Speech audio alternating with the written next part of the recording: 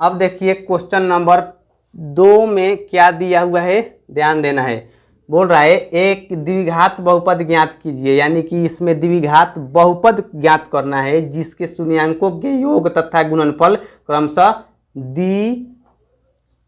दी गई संख्याएं है। यानी कि यह दो संख्या अलग अलग दिया हुआ है, एक बार शून्यांकों का योगफल का मान दिया हुआ है और एक बार शून्यांकों के गुणनफल का मान दिया हुआ है। तो इसी शून्यांकों के योगफल और गुणनफल के माध्यम से ही हम लोगों को द्विघात समीकरण के रूप को तैयार करना है। इसके पिछला क्वेश्चन नंबर 1 में हम लोग जो बनाए हैं उसमें क्या था कि समीकरण दिया हुआ था, और समीकरण जो दिया हुआ था तो समीकरण से उसके शून्यांक मान निकाल कर और जांच करना था कि शून्यांकों का योगफल और गुणनफल सही साबित हो रहा है कि नहीं। यहाँ क्या है, शून्यांकों का योगफल गुणनफल दिया हुआ है और उसी के माध्यम से ही क्या करना है, उसी के माध्यम से समीकरण को ज्ञात करना है। तो देखिए 2 के क्वेश्चन में पहला क्या दिया हुआ है 1/4 और उसके बाद एक बार कितना है माइनस में 1। तो यानी कि कहा जाएगा कि दो अलग अलग मान, एक बार शून्यांकों का योगफल यानी कि अल्फा प्लस बीटा का मान कितना होता है माइनस में b/a होता है सूत्र।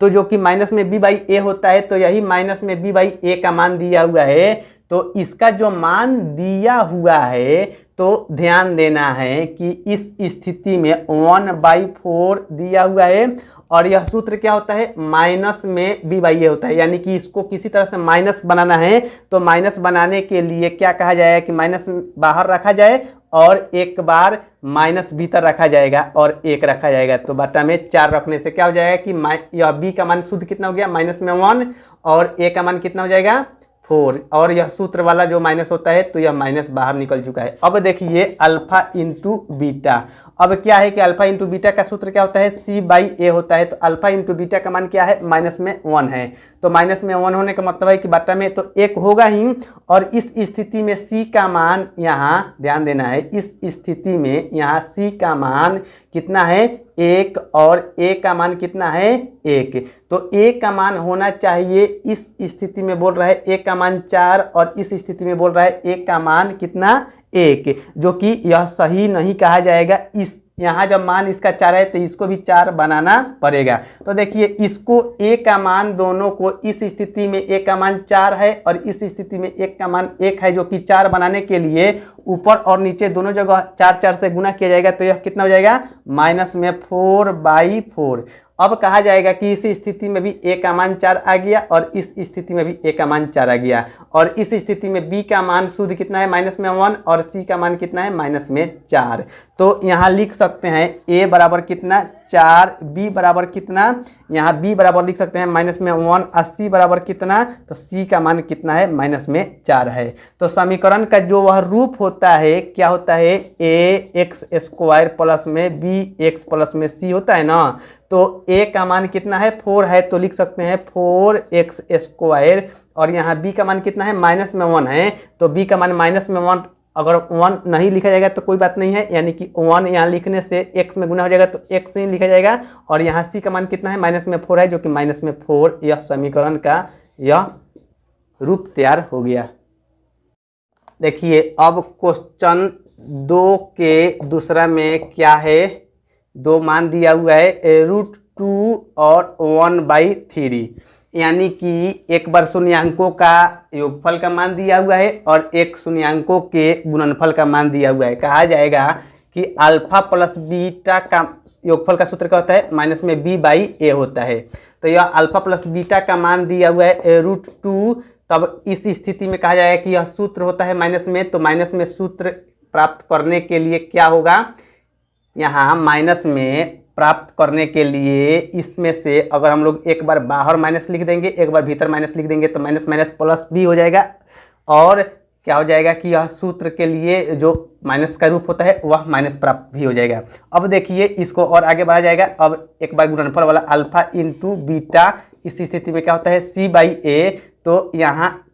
इसका मान कितना दिया हुआ है 3। अब देखिए यहाँ a का मान इस स्थिति में कितना है बाटा में 1 और यहाँ a का मान कितना मिल रहा है 3 मिल रहा है, तो इसको भी 3 बनाना है। तो देखिए पहले इसको लिख दिए, यानी कि √2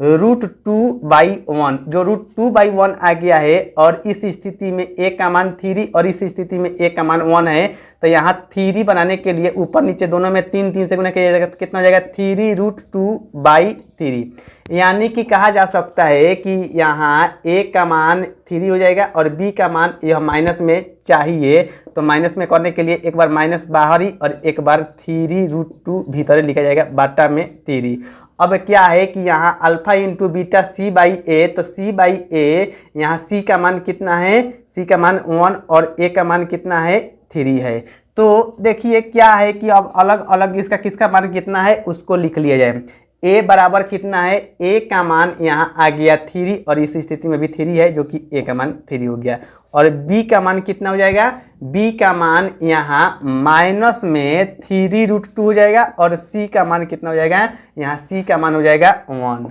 अब क्या है कि इस स्थिति में यह जो द्विघात समीकरण हम लोगों को लिखना है, तो इसका रूप क्या होता है,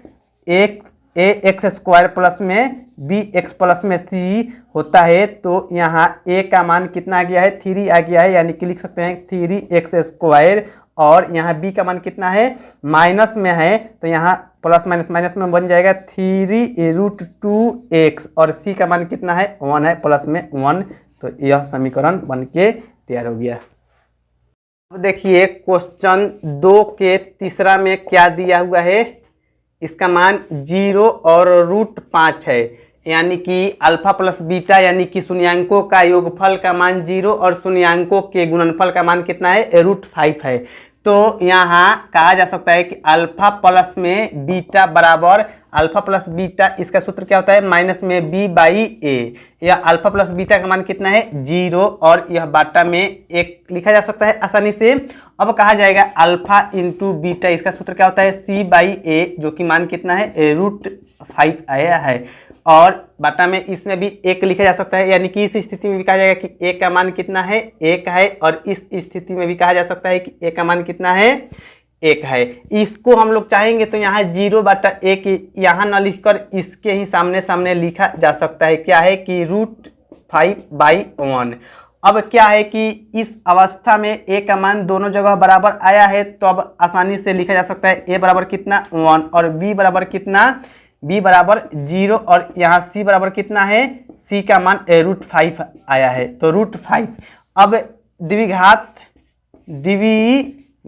समीकरण का जो रूप लिखा जाएगा क्या होता है, ax² प्लस में bx प्लस में c, यानी कि a का मान कितना है 1 है, तो यहाँ 1 लिखना जरूरी नहीं होगा, x² हो गया, और यहाँ b का मान 0, जब अगर b का मान 0 लिखा जाएगा तो x में 0 से गुना हो जाएगा तो 0 हो जाएगा, यानी कि इसका अस्तित्व खत्म कर देगा, और c का मान कितना है √5 है, जो कि √5 आ गया, और यह समीकरण बन के तैयार हो चुका है। देखिए क्वेश्चन 2 के अंतर्गत जो चौथा सवाल है 1 1 दिया हुआ है,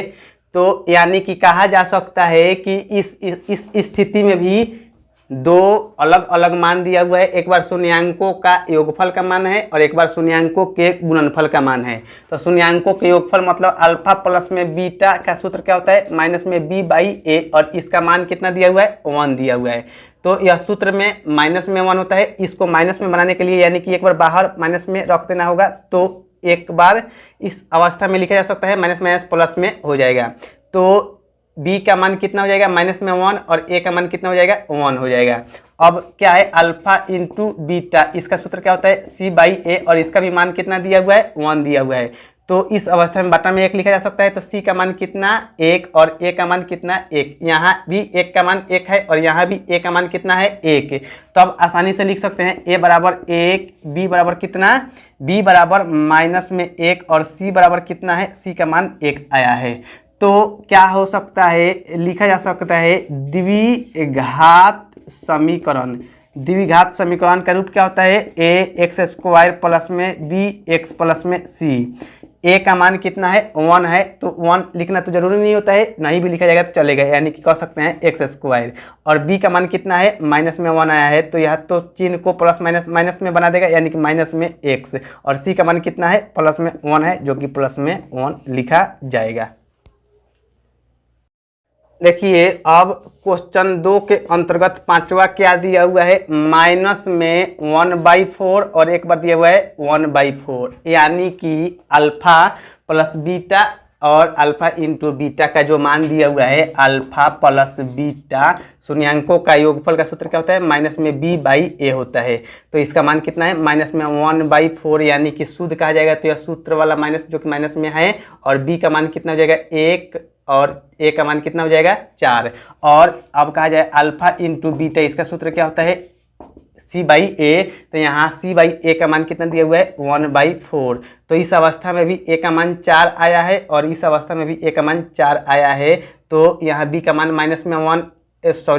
b का मान यहाँ यह सूत्र वाला जो माइनस होता है तो ये तो माइनस हो गया, और b का शुद्ध मान कितना 1 है, और c का मान कितना हो जाएगा 1 हो जाएगा। तो इस अवस्था में यानी कि a का मान मिल गया कितना है, a का मान 4 है, और b का मान कितना है, b का मान 1 हो जाएगा। यह सूत्र वाला माइनस, यह माइनस, तो b का शुद्ध मान कहा जाएगा तो 1 ही होगा, और c का मान कितना हो जाएगा 1 हो जाएगा। इसलिए कहा जा सकता है कि द्विघात समीकरण का यह जो व्यापक रूप होता है क्या होता है, ax² प्लस में bx प्लस में c, यही तो होता है। अब a का मान कितना आया है 4 आया है, तो हम लोग लिख सकते हैं 4x², और b का मान कितना है 1 आया है, जो कि 1 तो नहीं लिखा जाता है, इसीलिए खाली क्या हो जाएगा प्लस में x हो जाएगा। एक यानी कि एक लिखने से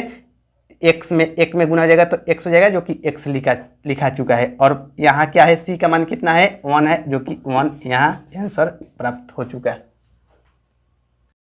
अब देखिए दूसरा के छठा सवाल क्या दिया हुआ है, 4 और 1 दिया हुआ है, यानी कि शून्यांकों का योगफल का मान दिया हुआ है 4 और शून्यांकों के गुणनफल का मान दिया हुआ है 1। तब कहा जाएगा अल्फा प्लस में बीटा, इसका मान माइनस में b/a होता है, तो माइनस में b/a का मतलब कि इसका मान कितना है 4, और यह सूत्र में माइनस में होता है, इसलिए इसको माइनस में बनाने के लिए क्या हो जाएगा कि माइनस में 4/1, यानी कि माइनस में 4, इसको बनाने के लिए माइनस बनाने के लिए माइनस, और यह इस तरह से लिखा जा सकता है। अब क्या हो जाएगा अल्फा इंटू बीटा, इसका सूत्र क्या होता है c/a होता है, तो c का मान यहाँ अल्फा इंटू बीटा यानी कि गुणनफल का मान कितना दिया हुआ है 1 दिया हुआ है। तो यहाँ कहा जाए कि a का मान कितना है 1 है, और इस स्थिति में भी a का मान कितना है 1 है। तब यहाँ अब आसानी से कहा जा सकता है a बराबर 1, b का मान कितना है, b बराबर शुद्ध मान कहिए तो माइनस में 4, तो माइनस में 4, और c का मान कितना है, c का मान भी 1 आया है, यानी कि कहा जाएगा कि द्विघात समीकरण जो आया है क्या हो जाएगा ax² प्लस में bx प्लस में c, यही रूप में होता है। तो a का मान कितना है 1, यहाँ 1 रखा जाएगा तो x² से गुना करने से x² ही हो जाएगा, यानी कि इसका मान कितना हो जाएगा x², और यहाँ माइनस में 4 है जो कि यहाँ रखा जाएगा, तो माइनस में, और b का मान कितना है 4 है तो 4x हो जाएगा, और यहाँ c का मान कितना है प्लस में 1, जो कि प्लस में 1 हो जाएगा। और इस देखिए इस पूरे सवाल को क्वेश्चन नंबर 1 और क्वेश्चन नंबर 2 को कम से कम पूरे को 2 बार जरूर देख लीजिए, क्योंकि एकदम निश्चित है, ऐसा हो ही नहीं सकता है कि इससे क्वेश्चन नंबर 1 और क्वेश्चन नंबर 2 में से सवाल न आए, ऐसा हो ही नहीं सकता है। Thank you.